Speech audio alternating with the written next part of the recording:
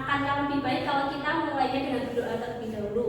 Berdoa saya pimpin, sikap sempurna, berdoa dimulai. Oke, cukup.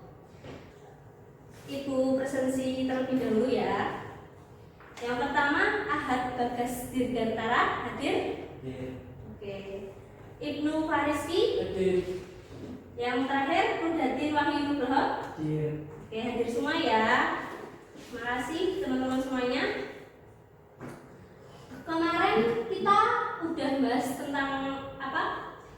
Ada yang masih ingat kita bahas tentang bisnis properti. Nah, masih ingat apa itu bisnis? Ayo, ada yang masih ingat ya? Bisnis apa? Sekarang selanjutnya kita akan membahas tentang K3LH. Udah ada tayangannya di sini ya. Kalian sebelumnya udah pada pernah dengar belum nih? K3LH itu apa? Ya, K3LH itu adalah keselamatan, kesehatan kerja, dan lingkungan hidup. Tapi ada yang paham nggak di lingkungan sekitar kita itu K3LH buat apa sih gunanya? Melindungi diri. Terus ada yang tahu lagi? Pada kesempatan hari ini yang akan kita bahas yaitu mengenai K3LH atau kepanjangannya apa?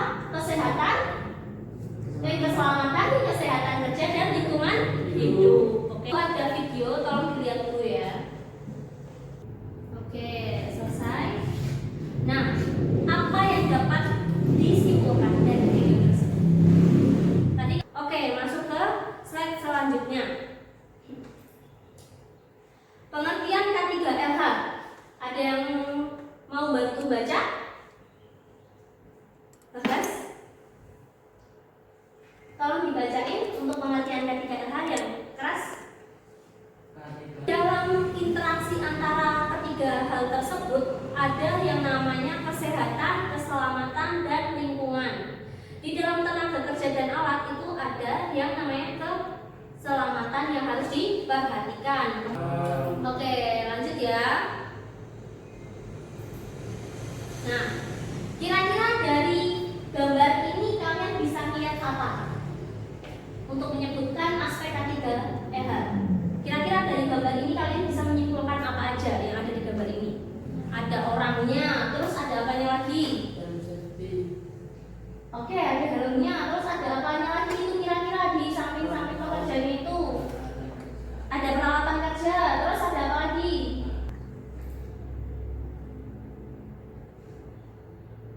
Nah, itu kan ditunjukin ya.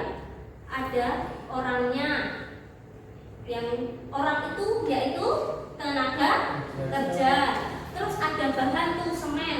Itu merupakan sarana atau mungkin juga masuk ke bahannya.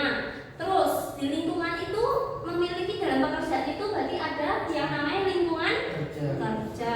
Betul. Jadi ada 3 aspek K3LH. Yang pertama apa?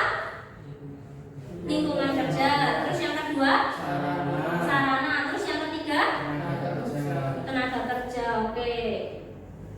Terus selanjutnya, nah, tujuan dari K3LH menurut Undang-Undang Nomor 1 Tahun 1970, yaitu yang pertama, ayo tolong bisa bantu membaca. Siapa? Angkat tangan. Gunakan secara aman dan efisien. Ya. Meningkatkan kesejahteraan dan produktivitas nasional. Oke, next selanjutnya yaitu prosedur K3LH. Apa yang dimaksud dengan prosedur K3LH? Ada yang tahu?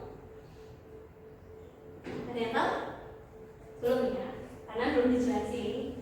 Jadi ibu jelasin di sini. Prosedur K3LH pada dasarnya adalah rangkaian proses. Next selanjutnya, nah masuk ke pembahasan inti ini. Penggunaan alat pelindung diri APD. Ada yang tahu nggak? APD apa aja yang harus kita gunakan saat kita berada di proyek? Langsung saja ya, ibu jelaskan di sini. Nah, kira-kira dari gambar ini kalian bisa ngerti nggak nih APD apa yang kita butuhkan? Helm safety. Kenapa harus menggunakan helm? Karena tertimpa dari atas. Karena Oke, untuk melindungi kepala supaya tidak tertimpa barang yang dari atas. Ini orangnya kira-kira dari gambar ini kenapa helmnya cuma ditenteng aja gitu ya? Harusnya kan helmnya dipakai supaya ya melindungi kepala.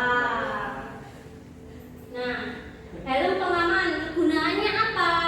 Melindungi kepala dari jatuh, dari ketinggian, menghindari benturan kepala dan panas matahari. Ya, bisa dipahami ya. Kalau misalkan di proyek kan selain nanti kejatuhan barang-barang benda-benda dari atas juga pasti panas banget. Makanya digunakan helm itu untuk melindungi kita dari panasnya matahari. Terus selanjutnya, nah ini kegunaan ilmu melindungi telinga dari paparan kebisingan maupun tekanan. Paham ya? Ada masker. Kegunaannya apa? Untuk melindungi dari partikel debu sekaligus proteksi organ pernapasan maupun mulut dari bahaya uap, asap, hingga gas beracun. Penting banget ya kita pakai masker kalau misalkan di proyek, tahu sendiri kalau debu-debunya kayak gimana. Oke, lanjut aja ya. Untuk pukul itu adalah hal-hal yang sangat berbahaya ya, karena itu akan membahayakan diri kita sendiri. Makanya kita butuhkan sarung tangan. Oke, selanjutnya. Nah, dari gambar ini apa yang bisa kalian simpulkan nih kakinya kenapa? Sampai di sini ada yang ingin bertanya? Tidak. Paham ya sampai sini? Paham. Oke. Kemudian selanjutnya yaitu masuk ke kesimpulan. Yang pertama tadi ada pengertian K3R. Pengertian K3R apa? Kalian akan banyak ilmu yang kalian ketahui. Nah, itu akan membuat kalian semakin wawasannya semakin luas, semakin paham juga tentang materi yang kalian kerjakan. Nah, tugasnya di sini ada 4 nomor. Kalian bisa baca sendiri. Seperti ini nanti ibu akan upload ini di Google Classroom. Jadi kalian bisa mengakses materi ini di Google Classroom. Oke? Nah, sekian dari ibu.